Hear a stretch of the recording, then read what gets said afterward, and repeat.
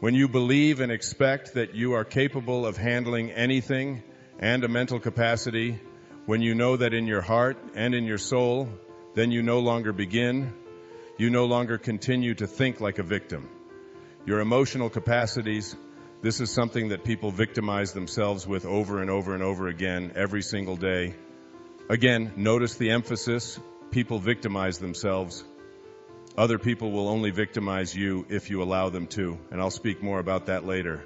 But your emotional capacities, I believe that you choose your own feelings. Your feelings come from your thoughts. If you can learn how to control your thoughts and understand that your thinking is what creates emotions in you, then you can choose the emotions you have. You don't have to be upset, you don't have to be afraid, you don't have to be anxious, you don't have to be fearful in given situations. It may be the way that you normally would react, and maybe you'll continue to react that way, but it's still a choice. Your emotional reactions are choices.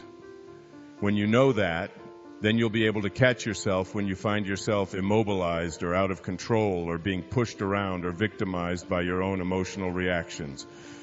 Who are the victimizers? Who are the people out there that are manipulating and controlling us? Well, I have a few categories here. The number one on this category is the family. As much as my family is important to me, I don't think there's anything more important in my life. I don't have to say I don't think. I know there's nothing more important in my life than my wife and my children, and they're all very, very important to me. I have 7 of them. Each one of them is precious and dear and has their own purpose and is on their own path. I try to keep that family life something that isn't going to later be the source of their being victimized emotionally. If you look at virtually everybody in mental institutions across the country and take a survey or a poll on what it is that they couldn't deal with and why they ended up mentally unbalanced or incapacitated in some way, you'll find that about 99% of it is from families. People telling each other how they have to be, what they have to think, how they have to dress, what their value ought to be, what their religious and spiritual orientation ought to be, what kinds of cars they ought to drive, what kinds of food they ought to eat, who they ought to talk to, who they have to hate, who they have to stay away from. Well, they have to be victimized by, if you will, families. You have to be very, very careful as a member of a family and understand that while it is the most important institution in our culture, it is also the one that does the most damage. You have to know that in order to be your own person and not be having your strings pulled by somebody else, you're going to have to stand up to family members. Whether they're immediate family or extended family, the ability and the willingness to stand up and say, no, I'm not going to be what you think I ought to be. I have to stand up for it and be the kind of person I am. That's what pulling you on strings is about. Not allowing anyone, family or otherwise, to be your victimizer. The other big victimizer is the job. A lot of people don't like their job.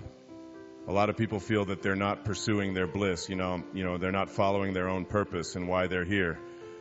They find themselves being pushed around and even going to work every single day and going home and being full of remorse, and then every remorse continues to grow and so on.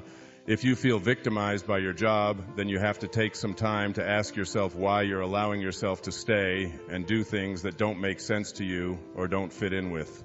What your own view of why you're here is all about. Another big victimizer is professionals and authority figures. People are intimidated. So many people are intimidated by that whole teacher complex or that whole doctor complex. They go into a dentist's office and they are the ones paying the bill. They are the ones making this whole thing happen in that beautiful office. You see, it's because it's costing you a fortune to have a crown put on your tooth. You're calling him doctor, and he's calling you by your first name, when it seems to me it ought to be the other way around. Being intimidated by authority figures, whether it's medical people. Sure, it's nice to show respect to other people. I'm not saying you ought to be disrespectful, but I'm saying you ought not to ever place anybody else's head above your own. People do this with authority figures all the time. Police and military and people who have money and all of these kinds of people in positions of authority can be a big category of victimizers. Bureaucracies are an enormous victimizer in our culture, particularly in Western culture, where we have to keep records for everything that we do. just make an appointment with the Social Security Administration sometime, or go to have your driver's license renewed. Go down to the post office or go to an IRS office and sit down and try to get some information, so you find yourself being shifted around and here and there and everywhere. This kind of bureaucracy is something that a lot of people feel victimized by, and I think it's unnecessary, because I don't think we have to experience it and feel it that way. There are ways to deal with those institutions and keep yourself sane, and I'll be talking about some of those. Finally, the biggest victimizer of all, of course, is yourself. Yep, yourself. Well, despite all the people in the other categories, the fact is that you are the one who victimizes yourself. You are the one who makes these things more important than yourself. You and the victim very often of your own training, your own history, your own values, your own behavior towards your body, and your own behavior towards your mind, your own self-portraits that you have inculcated over a lifetime. Indeed, so when you look at all the victimizers out there, and you look at all the people who are pushing you around, or perhaps you feel are responsible for a lot of your obsequious behavior, always keep in mind that you are the product of the choices that you make as you go through your life. Instead of saying, why is this happening to me? Isn't this awful? Why, God, are you putting me through this again? Begin to ask yourself the question, what's in it for me? What's the lesson? What do I have to gain here? How can I transcend this and get past it? When you do that, you'll begin to move on to the next level, which I call operating from strength, moving forward towards pulling your own strings in all areas of your life. You want to develop an attitude, a self-portrait, in which you begin to visualize and image yourself as a tower of strength, not weakness. Keep in mind that people respect strength, not weakness, and I can remember teaching for many, many years at the university level and the high school level and even at the elementary level for a while. But particularly at the university level and the graduate school, I would give an evaluation at the end of the course each year and each semester. I would get a whole lot of most of the people who would fill out these forms would write something. They'd all say something really nice. He was terrific. You were great. It was a great course. Best class I ever had. I would just sort of flip through those, very neatly until I'd get to the ones that were critical, the ones that I felt were helpful and honest, not nasty and not abusive in any way. But people who weren't afraid to say what it is that they really felt, those are the ones I paid the most attention to. It's interesting.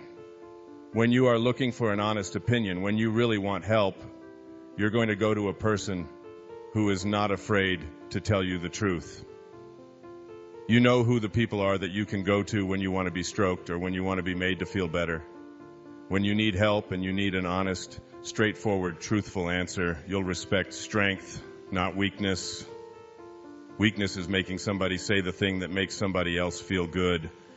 Strength is operating from integrity, from authenticity, from honesty, and people respect that. I know in my own life when I really want to know what it is that I could do to improve something, I know that my wife isn't afraid to tell me that.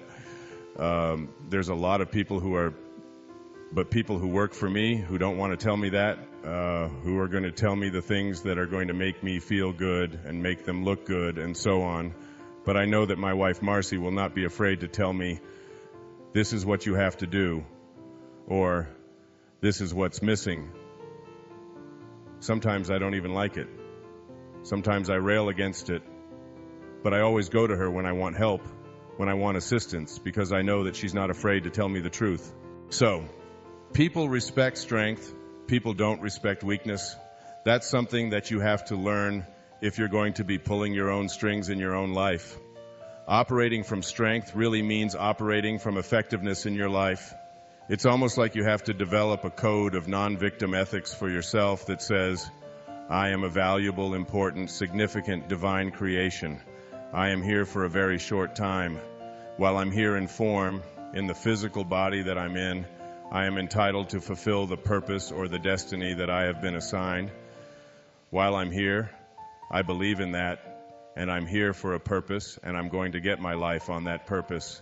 Anyone or anything that gets in the way of that, as long as I can behave towards them in a moral and just and honest way, I can say to myself,